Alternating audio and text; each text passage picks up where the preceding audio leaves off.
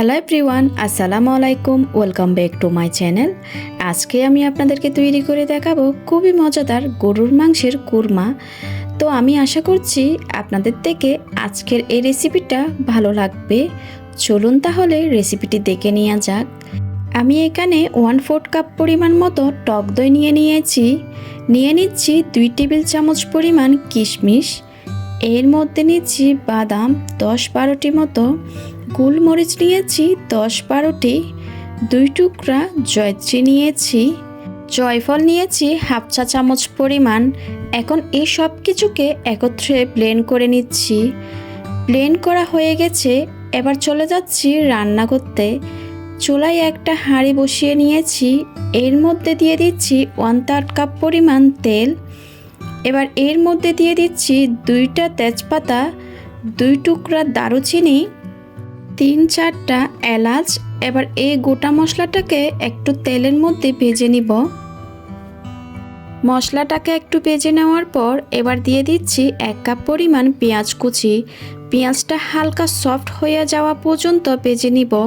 যখন পেঁয়াজ কুচিটা নরম হয়ে আসবে তখন দিয়ে দিচ্ছি পেঁয়াজ বাটা। আর এখানে আমি 3 টেবিল চামচ নিয়েছি। আদা বাটা দিয়ে দিলাম 1.5 টেবিল চামচ পরিমাণ, রসুন বাটা দিয়ে দিয়েছি 1 টেবিল চামচ পরিমাণ, ধনিয়ার গুঁড়া দিয়ে দিয়েছি আধা টেবিল চামচ পরিমাণ, মরিচের গুঁড়া দিচ্ছি 1 চা চামচ পরিমাণ। মরিচের গুঁড়া আপনারা কতটুকু ঝাল খেতে চান তার উপর ডিপেন্ড করে মরিচের পরিমাণটা বাড়িয়ে বা কমিয়ে নিতে পারেন। স্বাদ অনুযায়ী লবণ দিয়ে দিয়েছি।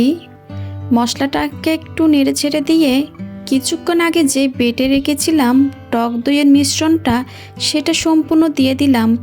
এবার এই সব কিছুকে একত্রে ভালোভাবে কষিয়ে নিতে হবে। ভালোভাবে না কষালে কিন্তু মশলার একটা কাঁচা গন্ধ থেকে যাবে। মশলাটা যত ভালোভাবে কষাবেন কোরমাটা খেতে তত বেশি টেস্টি হবে। মশলাটা কষাতে কষাতে উপরের তেলটা যখন বেশি আসবে এর মধ্যে দিয়ে দিচ্ছি 1 কেজি পরিমাণ গরুর মাংস। আর এখানে হাড় চর্বি নেওয়ার চেষ্টা করবেন। আর আপনারা চাইলে রেগুলার কাট করে কেটে নিতে পারেন মাংসটা। এবার মাংসটা আমি দিয়ে দিচ্ছি। এবার মাংসটাকে মশলার সাথে মিশিয়ে নিচ্ছি। এবার এই মাংসটাকে মশলার সাথে ভালোভাবে কষিয়ে নিতে হবে। আর কষিয়ে নেওয়ার সময় অতিরিক্ত পানি দেওয়ার দরকার নেই।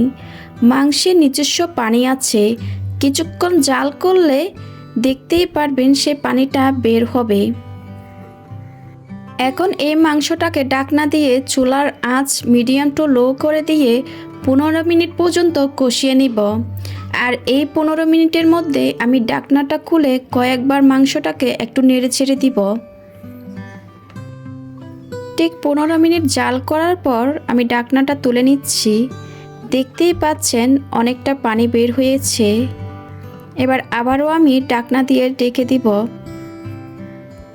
কষিয়ে নেওয়ার পর দেখবেন এক পর্যায়ে পানিটা শুকিয়ে আসবে আর তেলটাও বেশি উঠবে। তখন আমি পানি দিয়ে দিব। এটা যতটুকু মাংসটা সিদ্ধ হতে পানির প্রয়োজন ততটুকু বুঝে দিবেন। আমি এখানে 1.5 কাপ পরিমাণ পানি দিয়ে দিচ্ছি। আর অবশ্যই গরম পানি দিবেন, এখানে কিন্তু ঠান্ডা পানি দেওয়া যাবে না। আর এখন আমি একটু নেড়ে ছেড়ে দিয়ে ঢাকনা দিয়ে ঢেকে নিচ্ছি। মাংসটা পুরোপুরি সিদ্ধ করে নিচ্ছি। মাংসটা যখন সিদ্ধ হয়ে যাবে 3 টেবিল চামচ হুইপিং ক্রিম দিয়েছি। আপনারা চাইলে মালাইটাও দিতে পারেন। 2 টেবিল চামচ দিয়ে দিচ্ছি পেঁয়াজ বেরেস্তা, চিনি দিয়ে দিচ্ছি আধা টেবিল চামচ পরিমাণ, গুঁড়ো দুধ দিয়ে দিচ্ছি 2 টেবিল চামচ পরিমাণ। আপনারা চাইলে মাওয়া ব্যবহার করতে পারেন। কেওড়া জল দিচ্ছি 10-12 ফোঁটা, ঘি দিয়ে দিয়েছি 1 টেবিল চামচ পরিমাণ। এবার দিয়ে দিচ্ছি 4-5টা কাঁচামরিচ ফ্লেভারের জন্য। এই সব কিছুকে একত্রে মিশিয়ে ঢাকনা দিয়ে ঢেকে রান্না করে নিব 5 মিনিটের জন্য। তো আমার কুরমাটা কিন্তু হয়ে গেছে।